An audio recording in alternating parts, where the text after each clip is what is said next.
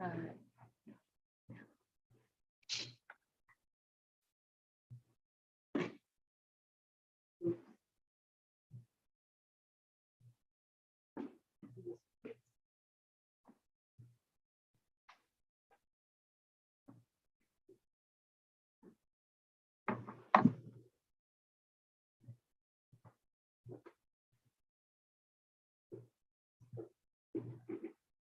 I have a thumbs up? Okay, super, awesome.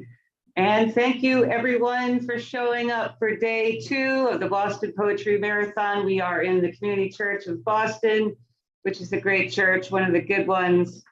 I'm Xtina Strong, also known as Christina Strong. I want to thank you all for coming. Bridget is our tech host, can't see her, well, you will later. Our organizers are myself, Bridget Eileen, Christina Liu, and Susanna Mercury. We want to thank the volunteers, Daniel Pritchard, Simeon Berry, Christine Tierney, Tom Daly, Donald Vincent, Jennifer Martelli, Heather Hughes, Andy Peterson, Gail Petchler, Mark Lamoureux, Lisa DeCiro, Eileen Cleary, Martha McCullough, and Chad Parento, who is here in the house. And he's also the special assistant to Carol Weston, who we love very much. And thank you everyone for showing up. And we're also going to be live streaming this year for the folks at home. Yeah, I do have a script, unfortunately. But the most important thing is that this year's Boston Poetry Marathon is a fundraiser for organizations fighting for reproductive justice. Donations will go to the Women's Project and the Eastern Massachusetts Abortion Funds. Abortion is healthcare, and healthcare is a right and not a privilege. But I'm not running for office, I'm just the host here.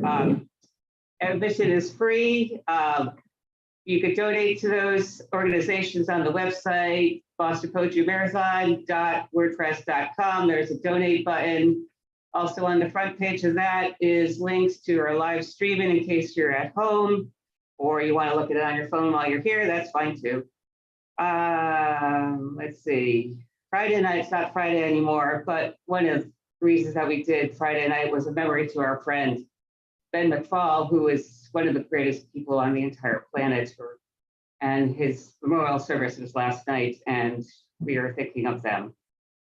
But enough of that depressing stuff. We want to go right to the readers. This is why we came here, for poetry, because we love poetry for some strange reason that other people don't understand, but that's okay.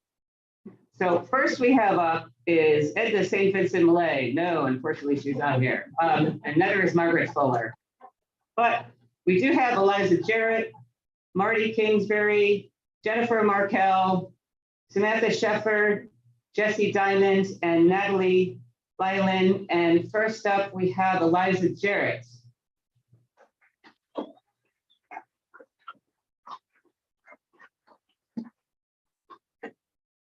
Is this the right distance for this? And you have 7 minutes starting now. Okay. First of these is a found poem. I had to do a class on Zoom. I read the Zoom transcripts. I made a poem out of it. It's kind of surreal. It's important to know, for instance, that the spotter gander is a synonym of the sugar. It's like throwing gods in everything. I remember that the violins will deploy tomorrow. Violent, and sherry, and maybe colon. They sort of Chloe through faith. And maybe someone said cola, but I thought to do was also a cemetery smell. Attractive nose, I thought. I got like a little bit of veterans to it, very solid peanuts. I don't know much about loans, so I have a bully. He do little, but the higher with the need for it, but pretty close by.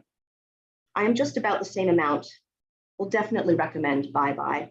It's funny because I see 6 has been slightly bluer. The darker, more dense, but slightly bluer again. Maybe it's my life or whatever. All right, this next one's from a number of years ago. In the fantasy, I'm teaching that X to dance. For some reason, it's always waltzing. He's not drunk, but he falls all over me like a beaded curtain, so I say, this is your dance space, this is my dance space. Palms on his back and his belly, imprinting their surfaces. He tries to get me to stand on his feet, but I explain that I can't lead if we do that.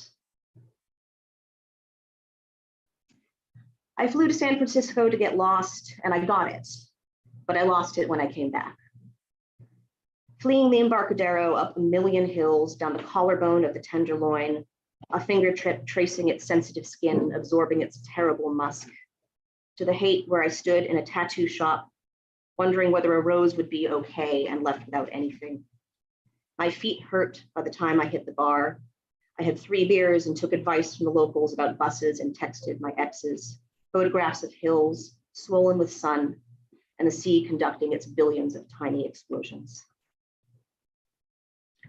And this last one is the only one with a title. It is called List of Birds and Flowers.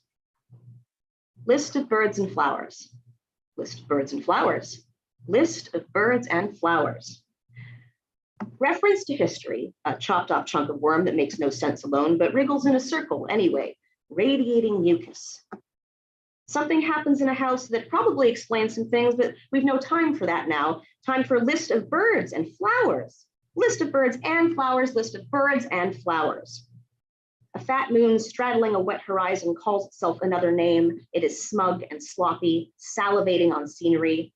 And each time the mythic sailor tries to make a point, the moon burps loudly in his face so we can't hear what he's saying. Till he's listing birds and flowers, he is shouting birds and flowers. His gooey jaws ajar and he is puking birds and flowers all over the sea and the ship and on his mythic sailor outfit. And because this is a poem, we must listen to the things he says. And so we squelch back to the land, all beneath the big obnoxious moon who will never understand. Thanks.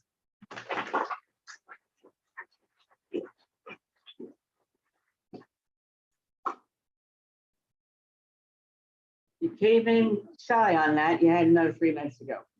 Okay. Oh, well, that's too bad, but that's okay. I won't spend too much time here. Next up, we have Marty Kingsbury.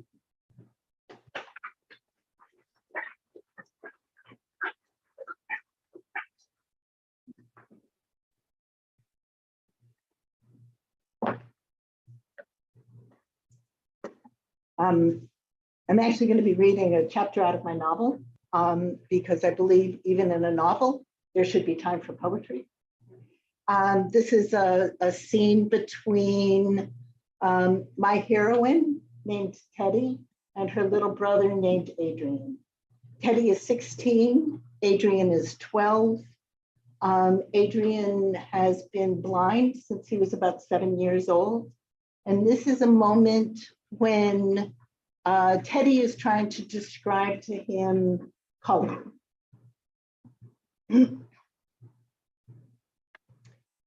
I pick up my sweatshirt and wrap it around Adrian's shoulders. We sit together on the bench, a cold October breeze blowing through the warmth of the sun. Arpeggio, our dog, curls up at our feet. Me, Adrian, Arpeggio. In a day that is almost as quiet as it is immense. The sky is azure blue from one side of the horizon to the next. Yellow leaves shudder in the breeze. The sun is warm on our faces. A ladybug crawls up a blade of grass. Arpeggio stares at it, observing every flicker of the antenna. Siderism, I tell him. It means the sound of the wind in the trees. Adrian takes a deep breath. Siderism, he says, letting the word sit on his tongue like fresh ice cream. It smells like fall. Is it fall?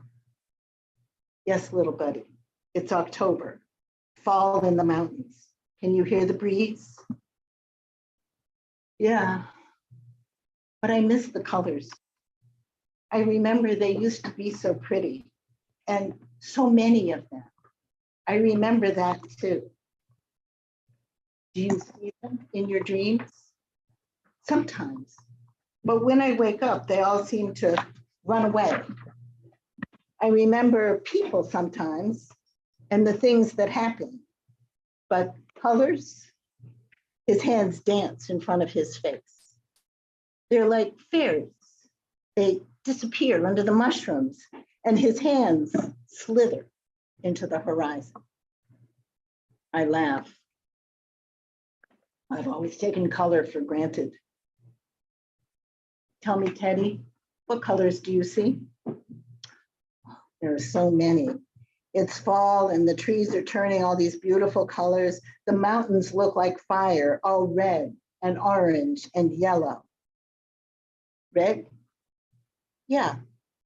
Some of them are red and loud, like a fire engine pealing through the streets. And I make a soft sound, like a siren wheeling up the street. Ooh. Adrian laughs. That's funny. And some of them are red and quiet, like when you snuggle in real close and you can hear my heart beating. Adrian snuggles in close, listening to my heart.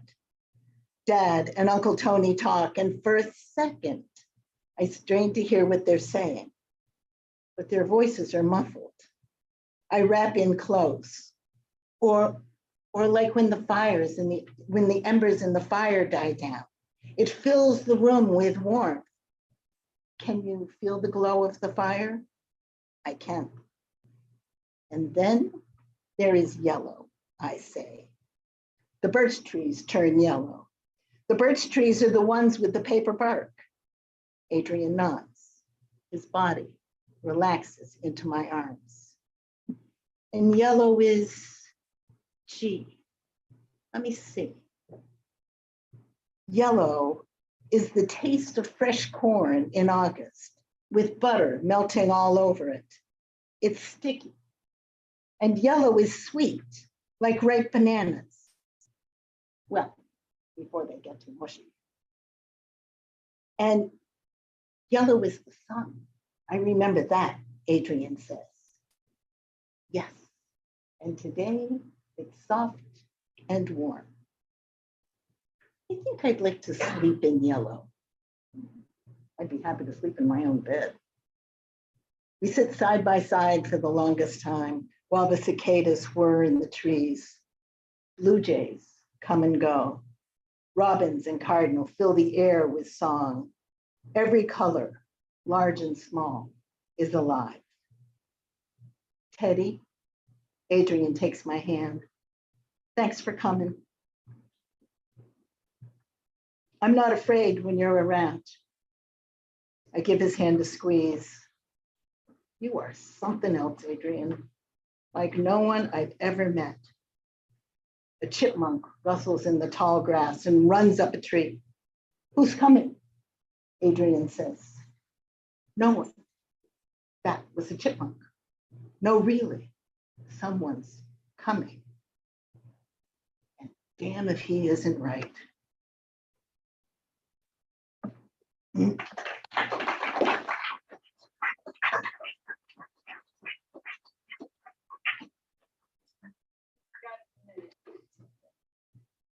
This is called Whale Song.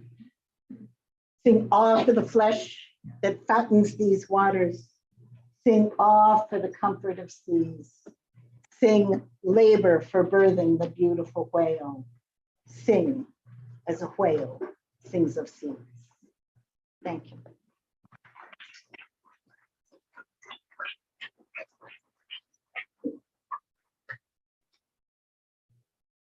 The not so great job about being a host is that I have to cut people off, and I don't want to be rude about it, but if you see me waving, or even if I just say something like, hey, that means yeah, no, it's a dirty job, but somebody's got to do it. So coming up next, we have Jennifer Martel.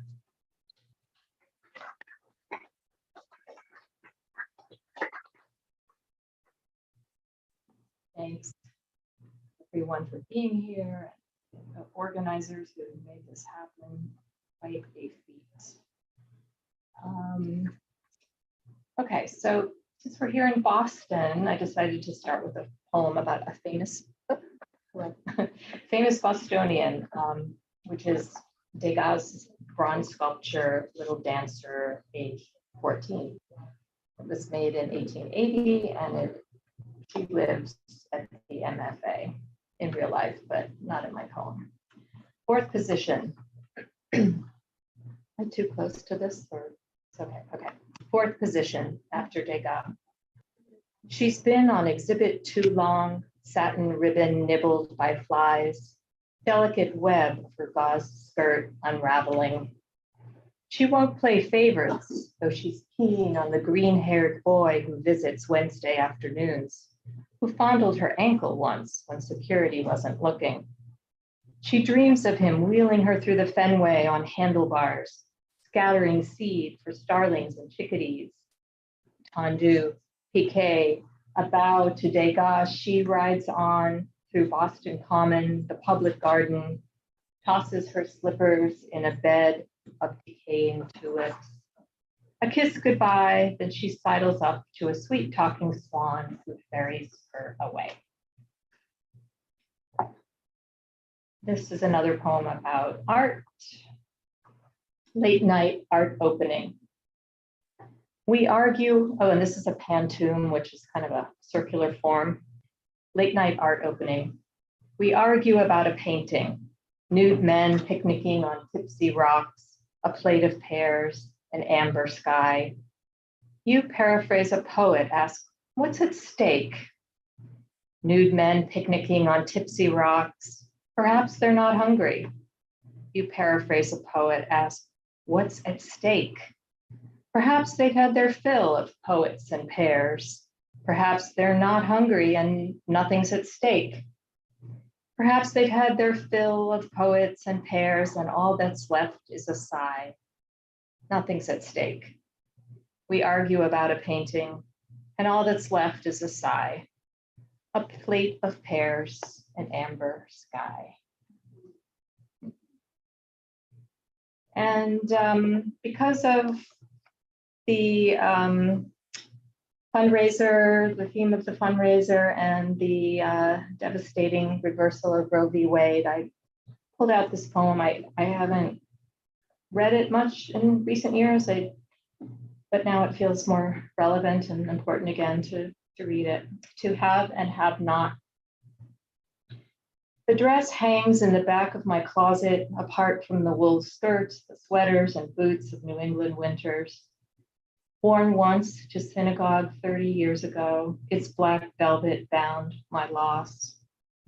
Now, as fingers stroke the collar, soft as lamb's ear, I see again the newly shaven face of the man who drove me to the clinic in his Volkswagen Rabin with ruined clutch, who whispered in my ear, reminded me I didn't have to do it. One of 10 children, he knew about sacrifice, perseverance. How could I explain what prompted me to try the dress boldly displayed in the window of a boutique whose name I couldn't pronounce?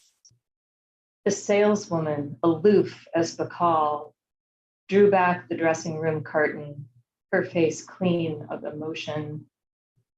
Did she know I was willing to pay whatever it cost? It was my life I was slipping into, each gleaming silver button and opening. And one more, kind of lightening up a little here at the end. Oh no, what am I saying? I have two more. I hope I have time. I think I do. I did try to time it. So,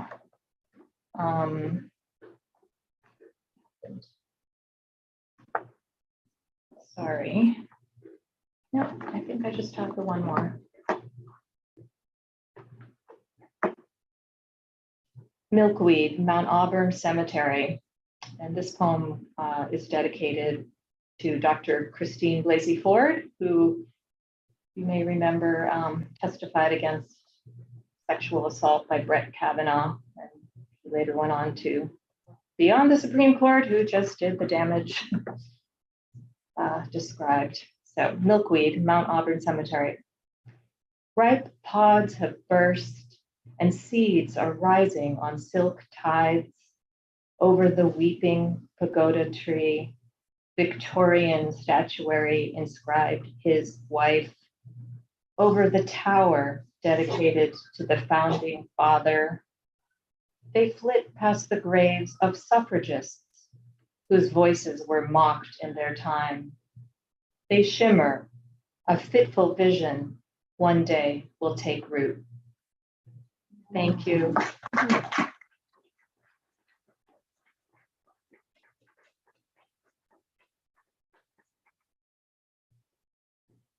Thank you for those poems and the message that we're going to keep hammering home all weekend long. I don't care if you don't like it, change the channel. But speaking of which, on the channel, if you're having technical problems at home, just remind yourself that we're just human. Coming up next is Samantha Sheffer.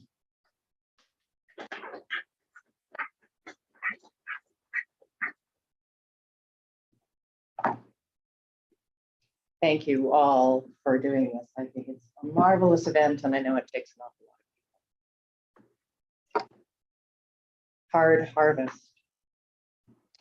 In your palm, what is left of what she left behind, the last jar of peaches. You both loved peaches.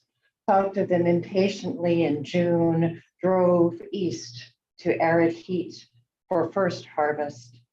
She awakened that taste, so much else in you. Swollen lid, a sign, the bond was incomplete. You feel compelled to swallow that last limp slice. Stings of sweetness soured, spoiled. Which sense endures with time? Find more forgiving fruit. Votive. Candle flames flail on hot threads, murmur and spit in the drafty air, nearly as many as when she was young and the church was full on Sundays. Nearly as many, though parishioners are few since organized sin moved in. Now swarms like starlings down barred and shadowed streets.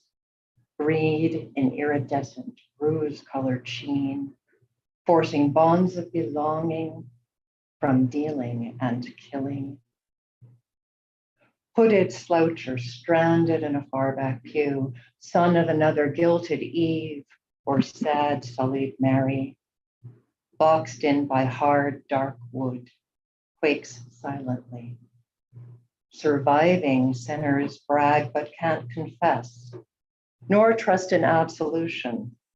Sermons seed self-hatred, redemption barely mentioned. These days, prayers are hope and doubt in equal measure. She lights a white wick for him. Earthly measures.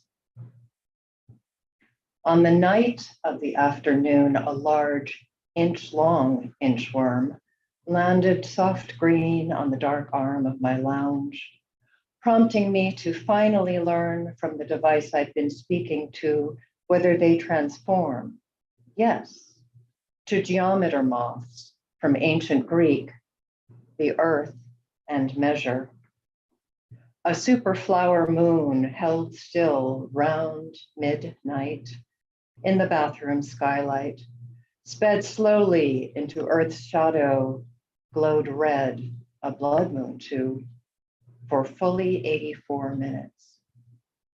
And a single firefly, tiny bright, slipped under a sash of not yet screened window, blinked out the eaves and corners of bedroom sky in Luciferian Morse code of its kind.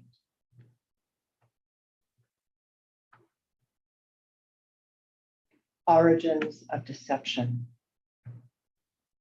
When the world was flat as the surface it was drawn on, hide or dried reed pulp, those first cartographers placed north, an otherwise equal compass point, at the top of their drawings, thus beginning the inflation of northern lands and peoples, Europeans above Africans, North Americans over their southern continent neighbors in civilized minds for centuries, the cold and pale above the warm and melanated.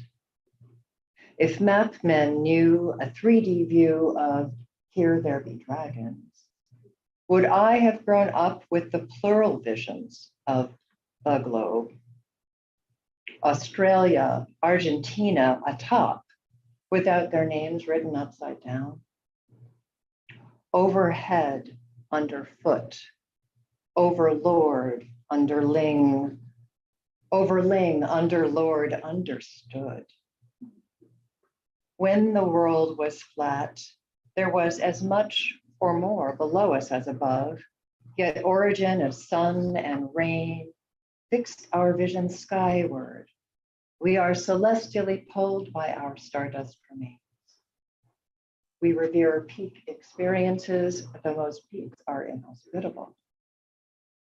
Magnetic north, a constant wanderer, trades poles with the south every half millennia or so.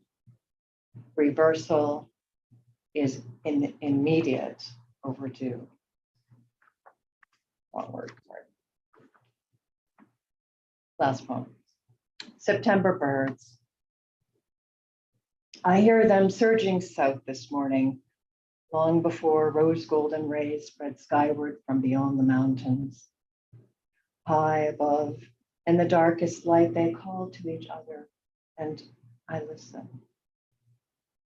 Nested deep and with closed eyes, I turn to the blank window, to their wistful hinge cries, swift arrow pointing their direction, though I have no wish to follow. Thank you very much.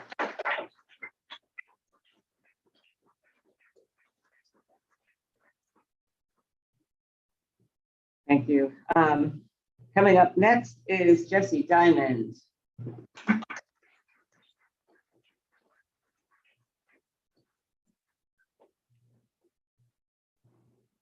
Isn't it wonderful to be in the company of such beautiful words, such beautiful poetry, fueled by love, for sure.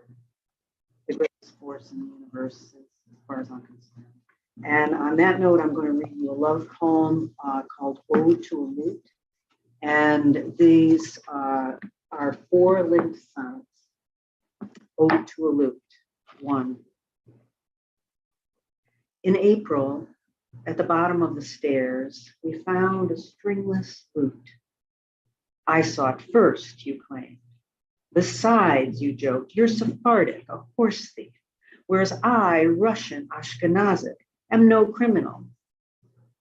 Take the lute, I said, and take this story too. If a person steals a horse, she may be on the run from worse thieves. They may be chasing her out of her own country. Imagine she has no alternative but to grab the first horse she sees, jump on it, and gallop hundreds of miles into a strange land, changing her name as she rides, covering her face with a rag, even at night, so the moonlight will not reveal her true identity. Understand? I asked. But you had fallen asleep in my lap, cradling the lute. These are the missing strings, I whispered.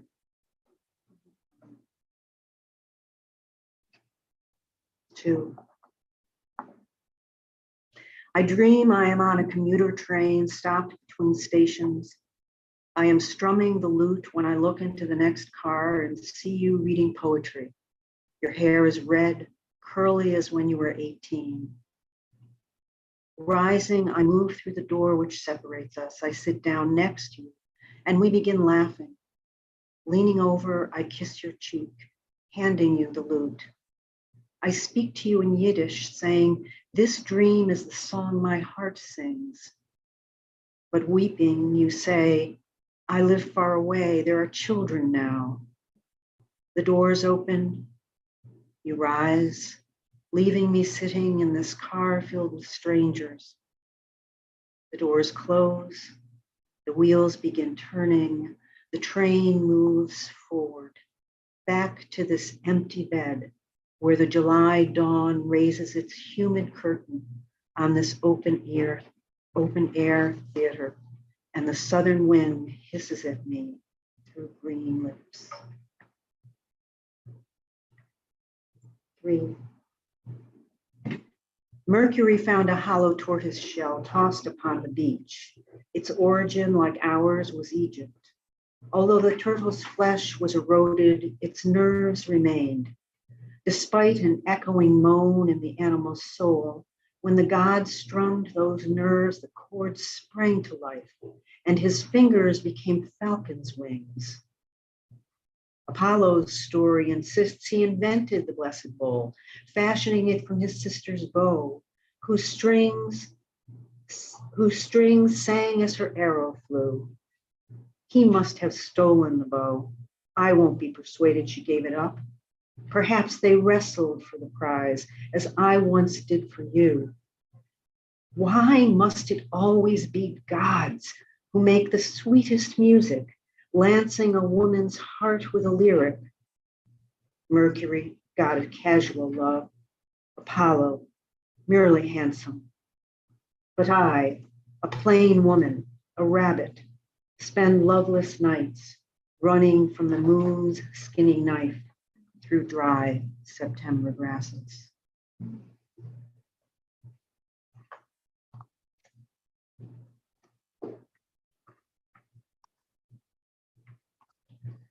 Four. Mother of pearl was inlaid around its open mouth as you lay sleeping, curved against my breast. It was December, yet the birds flew in and out of the blithe wood, and the Hudson sang unfrozen between its banks.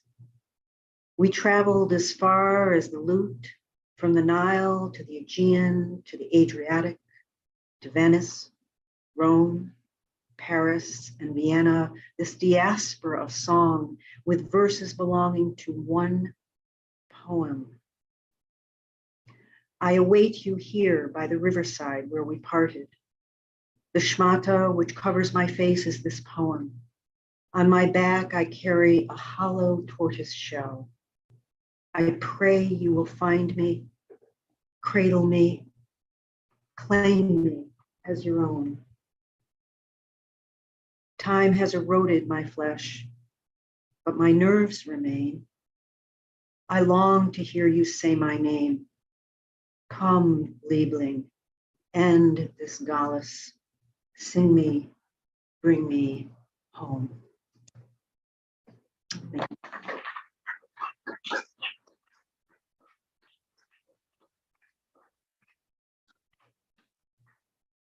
Thank you. And thank you for reminding us that love is the most important thing, and an injury to one is an injury to all. But that's neither here nor there. At the moment, we're done. And last up in our last hour is Natalie Lylan.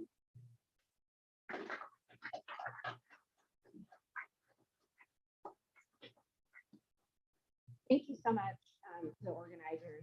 It's not no small feat to put something like this on. So thank you so much. Thank you for having me. And it's just been such a pleasure to listen to the readers. This first poem is called King Ghost. King Ghost, you keep trying to appear my whole life, a dimension, a shadow, a worry crossing a face. There was never a space between us. King Ghost, you appeared just when I needed you. And then, and now, I do not need anything. You try to come through, a thought, a feather, like a father floating just ahead. I could say in the clouds, a ghost, in the clouds, a feathery father. They say dinosaurs likely had feathers, but what do they know about blood and all that? Oh, they know a lot, but not what I know. A shadow, a life, a concept so broad it knocks us all down. So like duck pins, we scatter, and you adjust. Come closer to the ghost. Do not be afraid of it. Be wary of explanations. This poem is called Mom Fight. I pushed Mom and she exploded. Don't ever do that again, she said. Don't ever explode me. We spent an hour collecting her. Again, I pushed her, but not so hard this time. This time she became a balloon and floated off, but reappeared, re-energized and frothy. She came at me and I floundered like an idiot drinking seawater. I fought and made it out of her embrace. But then she was Poseidon with a trident, and I was an urchin. And she was a stone, and I was a grain of rice. And she was pulp, and I was a straw. And she said she knew God, but I had only just met him.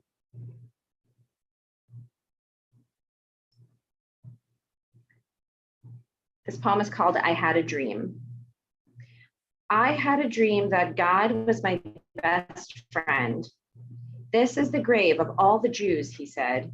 He described the bodies cut open. Was Moses a pharaoh, I asked? No, but he lived in the house of pharaohs. He knew their customs. I had a dream that God gave me direct answers without eye contact. Of course, he had no eyes that I could understand.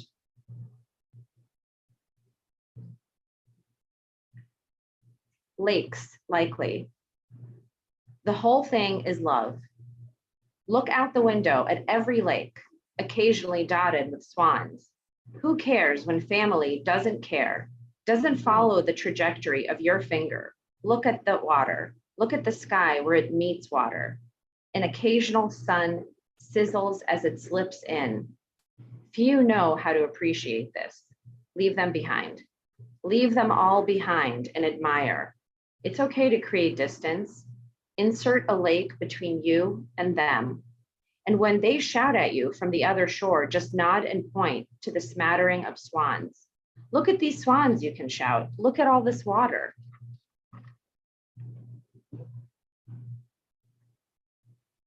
Casimir. I don't know why Casimir painted. I know the golden arches are waving to me, just me. Atlanta is concentric circles. I swim in a pool, just me and the chemicals. I cause problems at school, but at home I let my hair down. I think they all like that I'm a good liar. They don't know, I won't keep in touch. I'll keep score. Every time they say I'm a dog, I'll howl like one. ESL, they say, and I say, damn, testing it out. My dog has a square head. He ignores the moon. My mood is lifted thinking of how miserable I was. And I did okay overall. I had a TV. I had the moon to ignore, so I howled in a pillow.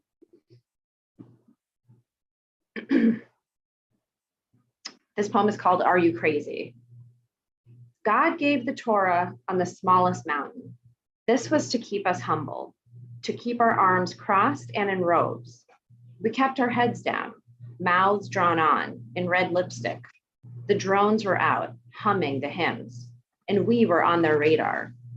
For sure, we were in the crosshairs of that beautiful moment. And God was pissed, as always. We didn't look right. We were flawed, deeply. Not in a moving way either, in an annoying way. We were cowards, just wandering around, basically doing nothing. He wanted us to take the power, but we just sat there with our red mouths gaping open. He was like, this is not agape. This is the old way, the way I do it. We were like, no, no way. Where's the agave?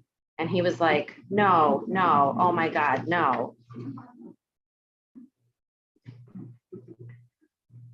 This poem is called Vlad the Impaler. There's a reason I'm eating cereal tonight under the glow of the new abject moon. There's a reason I'm not calling. I'm not smiling at the back of your head. I lie now. I hoist a Torah delicately, but without fear. I have no fear left. And yet, I need to switch diets and perform more leg lifts. I need to squint into the dark of the front porch and see if someone is out there looking in. And if I can find his eyes out there, if I can get my thumbs to his eyes before he gets to me. think this is the last one. Yeah, it's called Celeriac. I was just a small devil flying home, my eyes buttoned up. My eyes were 2 buttons. Dad used to call me Chega. He would lay coin. I understand why Mom kept buying things. We deserved beautiful things. We deserved each other in the way parents and children do. We did that. We lived on the edge, them with accents and me with a purpose. My purpose was to be an offshoot, not to show worry. I didn't show weakness. I answered the phone with false confidence. They said when things got hard, we just switched schools. I brought my worry to them in a basket. That's it. Thank you.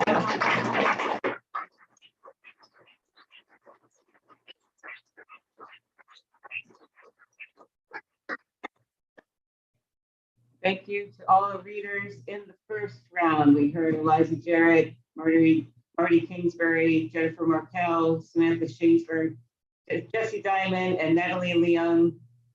Next up, we're going to hear Simeon Berry.